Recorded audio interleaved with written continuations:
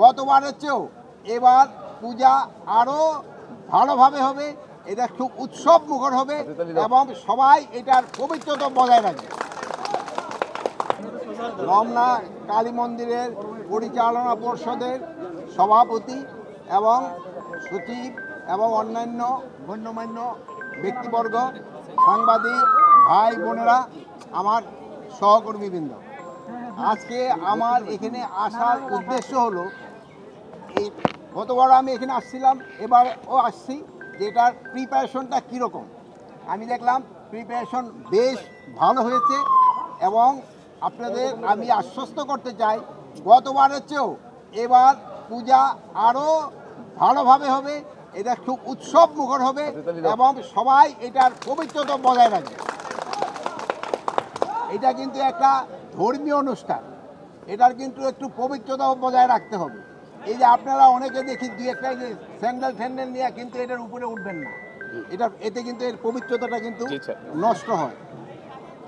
যেহেতু ধর্মীয় অনুষ্ঠান, ধর্মীয় সব রীতি নীতি মেনে আপনারা এখানে যার যার কাজ সে করবেন এবং আমি আশা করব পূজাটা খুবই নির্বিঘ্নে হবে এবং উৎসব মুখর হবে। আর আপনারা জানেন, আমার বোন অলরেডি বলছে যে গতবার ছিল, গতবারের থেকে কিন্তু ছুটি বাড়াই দেওয়া হয়েছে এবং পূজা মণ্ডপের সংখ্যাও কিন্তু বাড়ানো হয়েছে। এর আগে গত 15 বছর ছিল 2 কোটি টাকা সরকার দিত, কিন্তু এবার কিন্তু সরকার 5 কোটি টাকা সরকার দিছে। গতবার ছিল 4, এবার 5 কোটি টাকা সরকার দিছে।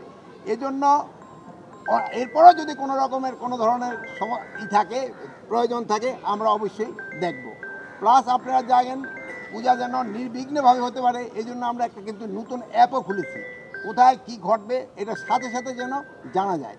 আর আরেকটা জিনিস হলো, এবার এটার শান্তি শৃঙ্খলা রক্ষাতে আমরা কিন্তু পূজা কমিটিকেও কিন্তু আমরা অনুরোধ করেছি, তারাও এটা সব সময় অবজার্ভ করার জন্য তাদেরও কিন্তু 7 জন লোক থাকবে।